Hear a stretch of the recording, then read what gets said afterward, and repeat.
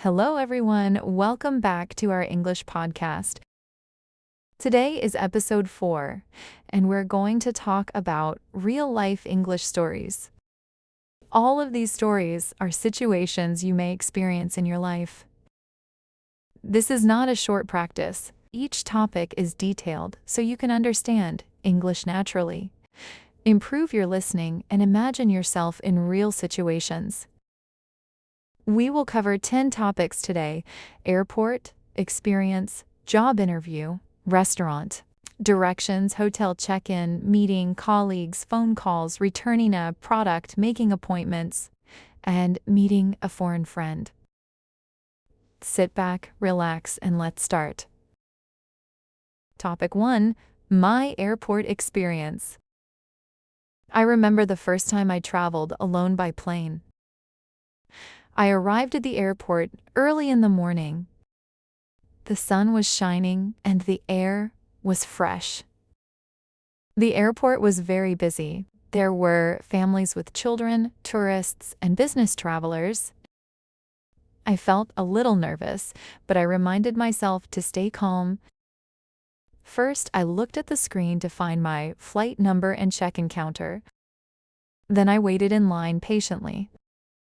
When it was my turn, I greeted the staff with a polite good morning. They asked for my passport and ticket. I handed them my documents. They checked my luggage and asked if I had a preference for my seat. I said I wanted a window seat because I love looking at clouds and the landscape from above. Next, I went through security. I placed my bag on the belt, took out my laptop, and walked through the scanner. It felt a little strange at first, but I followed instructions carefully. After security, I had some time. I walked around, drank coffee, and watched people. I observed the way travelers speak, politely and confidently in English. Then, when my gate was called, I went there, showed my boarding pass again, and boarded the plane. The key lesson is this: airport English is simple. Smile, speak clearly, and use short sentences. You don't need perfect grammar. Politeness and confidence are enough. Traveling also teaches you independence. You learn new vocabulary naturally. You hear English spoken in a real-life situation. And every trip becomes easier than the last. Topic 2: My job interview. Job interviews are one of the most stressful situations for English learners. But they can also be simple if you prepare and speak clearly. I remember my first big interview. I arrived early at the office. I was nervous, my hands were shaking, but I reminded myself to speak slowly and clearly. When the interviewer greeted me, I said, "Good afternoon. Thank you for inviting me today." Polite greetings are important. They asked me to introduce myself. I spoke about my background, my experience, and my motivation. I focused on clear sentences, short, simple, and confident. They asked why I left my previous job. I said politely that I wanted new challenges and opportunities to grow. They asked about my strengths.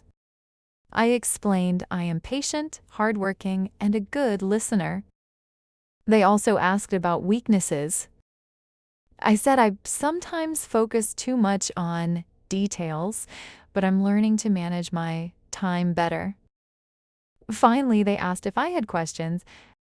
I asked about the team and projects. It showed interest and confidence. From this experience, I learned something important. Interviews are not about perfect English. They are about communication, politeness, and showing confidence. Even small mistakes are okay. The key is clarity, structure, and positivity. Topic 3: Ordering at a restaurant. Eating out is another situation where English is simple but very useful. I visited a small restaurant recently. When I entered, I greeted the host with, "Good evening. 2 people, please." I was guided to a table. The waiter gave us menus and asked for drinks. I ordered orange juice, and my friend ordered water. After reading the menu, I ordered grilled chicken with rice and a side salad. The waiter asked how I wanted it, cooked. I said, "Well done, please." While waiting, I observed other diners. People were enjoying their meals, speaking politely, and laughing. When the food arrived, I said thank you and enjoyed every bite. Later, the waiter asked how it was, and I said it was delicious. Finally, I asked for the bill. This experience teaches us polite phrases, ordering naturally, and using short sentences. You can practice numbers, food names, and common questions. Restaurants are also great for observing English in a real-life environment. Listening helps you learn naturally. Topic 4. A day at a busy market. I love markets. They are like little worlds full of life, colors, sounds, and smells. Every time I enter a market, I feel like I step into a new story. Let me tell you about my visit to the Central Market in my city. It was a sunny Saturday morning. The sky was clear, and the streets leading to the market were already bustling with people. When I arrived, the first thing I noticed was the smell. Fresh vegetables, fruits, spices, and a hint of freshly baked bread. The combination of smells was amazing. It felt alive. There were families walking together, small children running and laughing, tourists carrying cameras, and local vendors calling out the prices of their goods. I walked slowly, observing everything. There was a fruit stall with oranges, apples, bananas, and mangoes. The colors were so bright and inviting that I could almost taste them with my eyes. I approached the stall and said softly, "Good morning. How much are these bananas?" The seller smiled at me, replying clearly, $3 per kilogram. I said, "I will take 2 kilograms, please." Even this small interaction gave me confidence. Next, I moved to the vegetable section. Tomatoes, cucumbers, carrots, and green peppers were neatly stacked. I imagined describing them in English to a friend. The tomatoes are round, red, and fresh. The cucumbers are long and green. The carrots are bright orange. I tried to say the descriptions out loud in my mind, slowly and clearly, as if telling a story. As I walked further, I noticed a small snack stall selling pastries and sweet treats. The aroma was irresistible. I asked politely, "Can I try one?" The seller handed me a small pastry, and I took a bite. "Delicious," I said in my mind, practicing the word and feeling the taste. Then I smiled at the seller and said thank you. Even this small sentence was a practice of politeness and gratitude.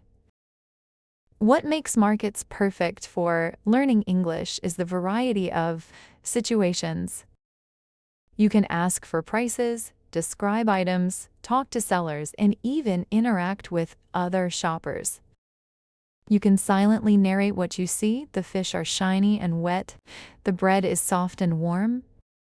Children are laughing and running. By doing this, you are practicing adjectives, verbs, and simple sentences naturally. I spent almost 2 hours wandering through the market. I bought fruits, vegetables, and a few snacks. But the most valuable part was the experience itself. I felt confident using English in real life, observing everything carefully, and describing it to myself. If you are a listener, here's my suggestion. Next time you go to a market, don't just shop, observe, describe, and narrate silently in English. Notice the colors, shapes, smells, and sounds. Use simple sentences. This tomato is fresh. The bread smells sweet. The children are happy. If you want, you can even say these sentences aloud, practicing your pronunciation. Markets are more than a place to buy food. They are a place to practice English naturally, a place to feel life, and a place to connect with your surroundings. Every trip to the market becomes an opportunity to learn, reflect, and grow. Topic 5.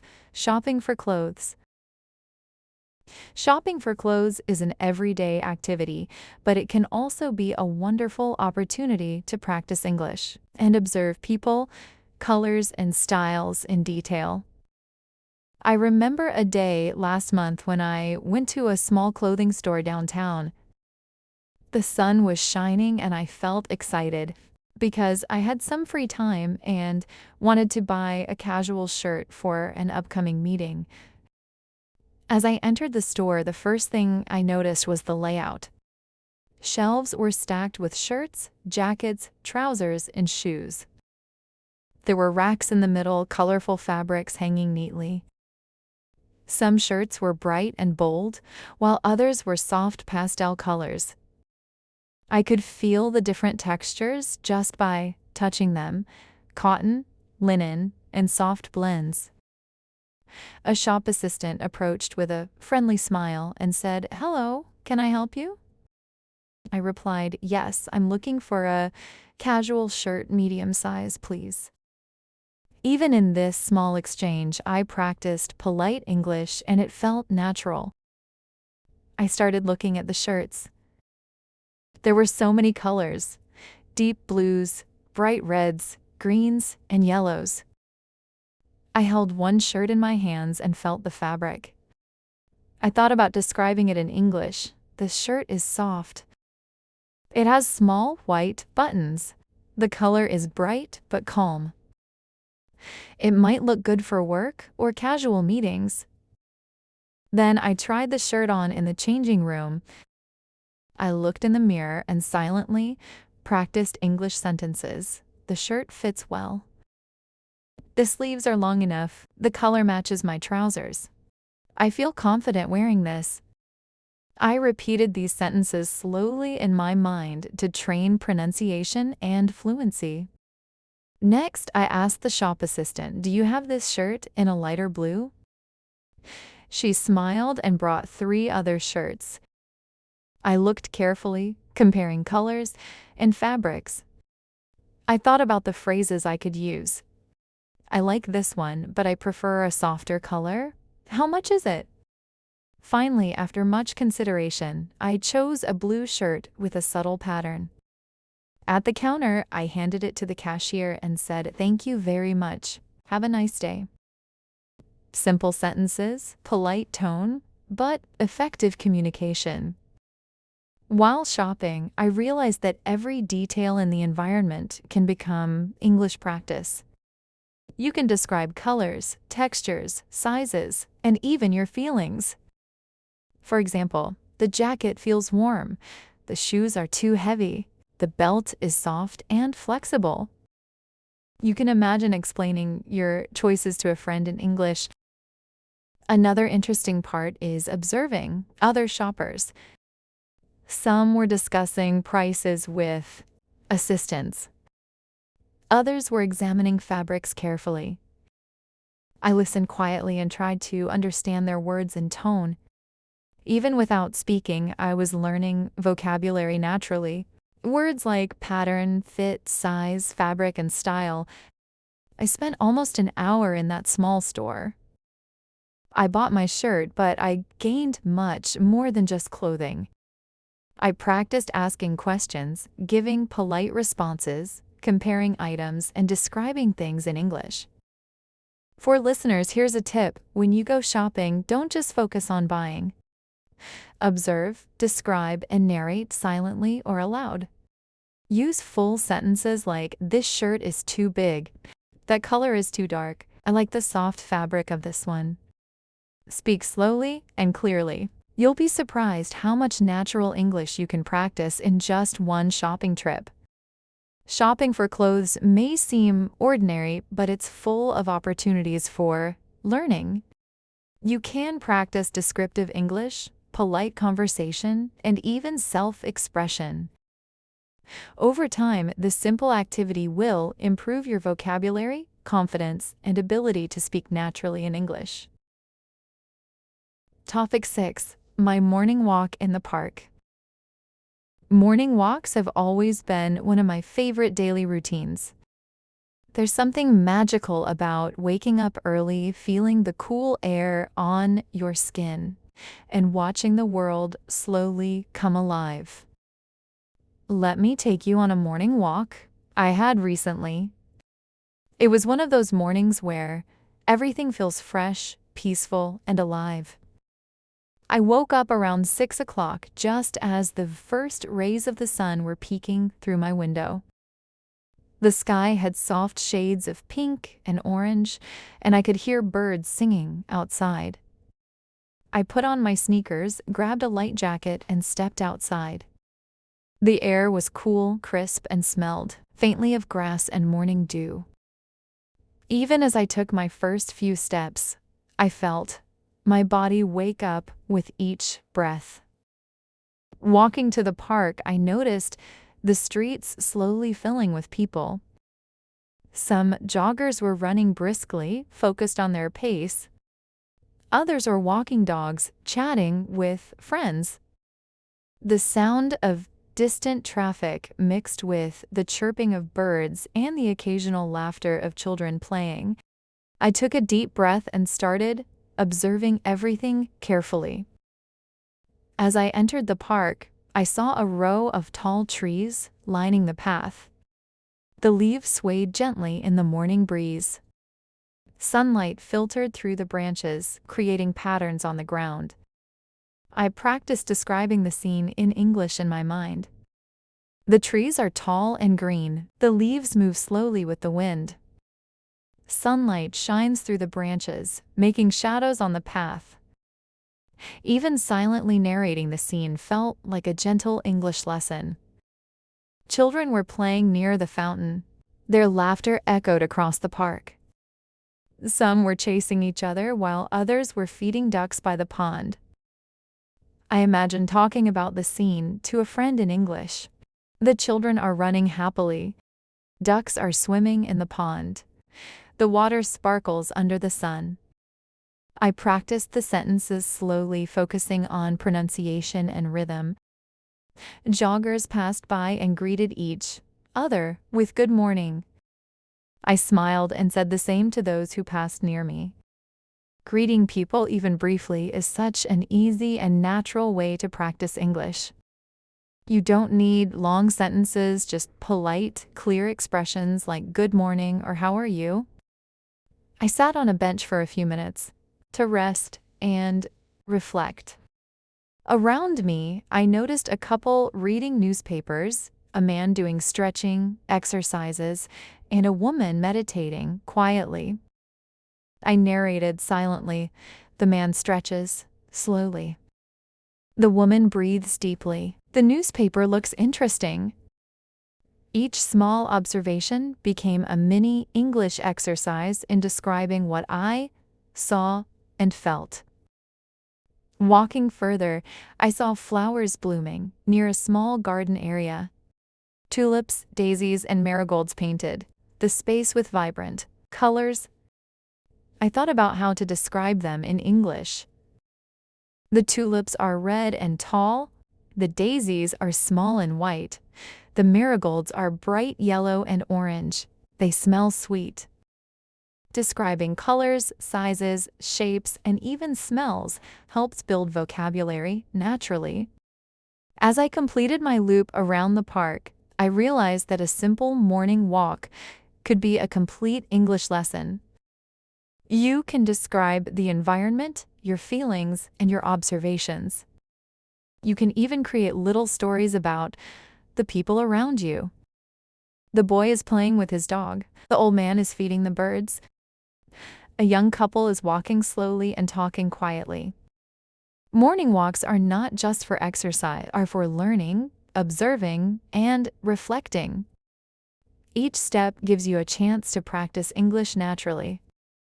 You don't need anyone else to speak with You can narrate everything in your mind or aloud. You can describe, question, imagine, and tell stories. By the end of my walk, I felt energized, calm, and full of ideas for speaking practice. I had walked for almost an hour, but it felt like I had experienced many little stories in that time. For listeners, I suggest this. Next time you go for a walk, try describing everything in English. The trees, the flowers, the birds, the people, and even your feelings. Speak slowly, clearly, and enjoy the experience. You'll be amazed at how much vocabulary and confidence you can gain from a simple walk in the park. Topic 7. Visiting a museum. Visiting a museum has always been one of my favorite ways to learn and observe the world. There's something magical about stepping into a space filled with history, art, and stories from different times and places. Last month, I decided to visit the city's main museum, and the experience was unforgettable. Not just for what I saw, but also for how I practiced English while observing everything carefully. I arrived at the museum early in the morning. The building was tall and impressive, with large glass windows and a wide entrance. The front hall had high ceilings and polished floors that reflected the sunlight streaming in through the windows. I took a deep breath and imagined describing everything in English. The building is tall. The glass windows shine in the morning sun. The floor is shiny and clean. It feels calm and quiet inside. This mental narration immediately put me in an English learning mindset. As I walked further into the museum, I noticed the first exhibitor series of ancient sculptures. Each piece was made of stone, bronze, or clay, showing people, animals, and mythical creatures. I spent time looking at each sculpture, describing it slowly in my mind. The sculpture is made of bronze. It shows a warrior holding a shield. The details are very fine. The expression on the face is strong and serious. Next, I moved to the painting section. The paintings were breathtaking. Some showed landscapes, others portraits of historical figures. I imagined explaining the paintings to a friend in English. This painting shows a village in the mountains. People are carrying baskets. The sky is blue and the clouds are fluffy. The colors are soft and warm. I repeated the sentences silently to practice pronunciation and sentence flow. I spent extra time at one painting that caught my eye, a market scene from the 1800s. The painter had captured so many details. Children running, vendors calling out prices, women carrying baskets, and animals in the background. I narrated slowly. There is a girl carrying a basket of fruits. A man is calling out to customers. The horse looks tired but calm. The sky is light blue. This exercise of observation and description felt natural and fun. Then I moved to the history section, which included old artifacts, tools, and documents. I picked up a small plaque describing a bronze tool used by ancient farmers. I read the English explanation aloud. This tool was used to plow fields. It is made of bronze. Farmers used it over 2,000 years ago. Reading aloud helped me practice pronunciation and reinforce vocabulary in a meaningful context. Walking through the museum, I noticed how every exhibit offered opportunities to expand my English. I could describe shapes, colors, materials, actions, and emotions. I could imagine dialogues or stories. A child is running near the fountain. The painter painted the people carefully. The sculpture expresses strength and courage. Each sentence I formed in my mind was a mini English lesson. At one point, I sat on a bench and reflected on the experience. Museums are not just for looking, they are for thinking, describing, and imagining. By describing the exhibits in English, I connected language learning with real-life observation. I noticed how words like bronze, porcelain, ancient, expression, texture, and landscape became easy to remember when linked to actual objects. Finally, as I left the museum, I thought about the value of observation. Every object, painting, and sculpture became a story I could tell in English. I practiced forming sentences and even little paragraphs in my mind. I went to the museum today. I saw ancient sculptures and paintings. Each piece told a story about people from the past. I described them slowly in English and learned new words. For listeners, here's a tip. When you visit a museum or any place with art, history, or exhibits, practice describing everything you see in English. Talk slowly, focus on details, and narrate your observations. Use adjectives, verbs, and prepositions. Think about the feelings and actions of people or objects in the exhibit. This kind of detailed, immersive practice will dramatically improve your vocabulary, fluency, and confidence in English. Topic 8. Preparing a simple meal. Cooking is one of those everyday activities that we often take for granted, but it can be an excellent way to practice English naturally. Let me tell you about a time I decided to prepare a simple meal for myself, and how I turned the whole experience into a fun and immersive English learning session. It was late afternoon, and I had some free time. I wanted to make something simple but healthy: rice, grilled vegetables, and chicken. I started by checking the ingredients. In my kitchen, I had rice, carrots, bell peppers, onions, tomatoes, and a small chicken breast. Before I even started cooking, I read a simple recipe in English: boil water, add rice, cook for 20 minutes, cut vegetables, grilled chicken for 10 minutes, serve with salad. I read each instruction slowly, imagining how I would narrate it aloud. Then I began by washing the vegetables carefully. I picked up a carrot, felt its texture, and described it in English. The carrot is bright orange and smooth. I will peel it carefully. Next, I sliced it into small pieces, thinking, I cut the carrot into thin slices. They will cook quickly and taste soft. While cooking, I narrated everything I did. The water is boiling. I add rice. I stir it slowly to prevent it from sticking. The steam rises and the smell is pleasant. The chicken is marinated with spices. I place it carefully on the hot grill. By speaking slowly and describing actions, I practiced verbs, adjectives, and sequences naturally. As I chopped the bell peppers and onions, I described their colors and smells. The bell peppers are red and green. They smell fresh. The onions smell strong, and they make my eyes water a little. These small observations are perfect for vocabulary practice. You can notice colors, shapes, textures, and even scents, and turn them into English sentences. Grilling the chicken was interesting because I had to watch it carefully. I practiced thinking aloud in English. The chicken is turning golden brown. I will flip it gently. I hope it cooks evenly. The aroma is delicious. Soon it will be ready. Speaking aloud while doing something physical like cooking strengthens your ability to use English in real-life situations. While preparing the salad, I imagined explaining the steps to a friend.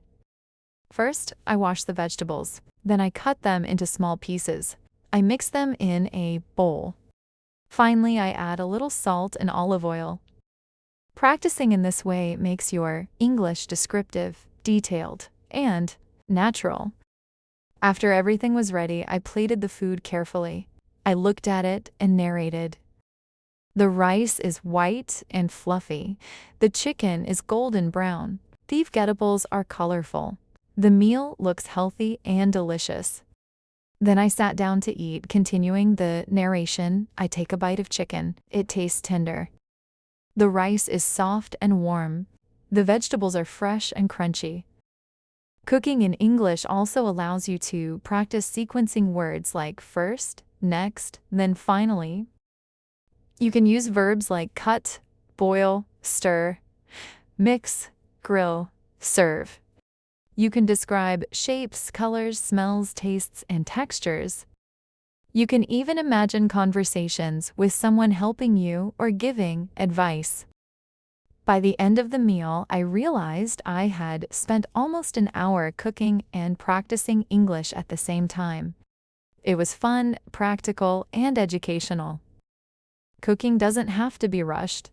You can take your time describing everything. Even small steps, washing a vegetable, stirring rice, cutting a carrot, become opportunities to learn new words and phrases. For listeners, here's my suggestion. Next time you cook, turn every step into English practice. Describe what you see, smell, feel, and taste. Speak slowly and clearly. Imagine explaining your actions to someone else. Not only will your cooking improve, but your English will become stronger, naturally, without the pressure of formal lessons. Today, we practiced real-life conversations. English becomes easier when you use it in real situations. Keep listening, keep practicing, keep improving. Don't forget to subscribe to our channel. See you in episode 5.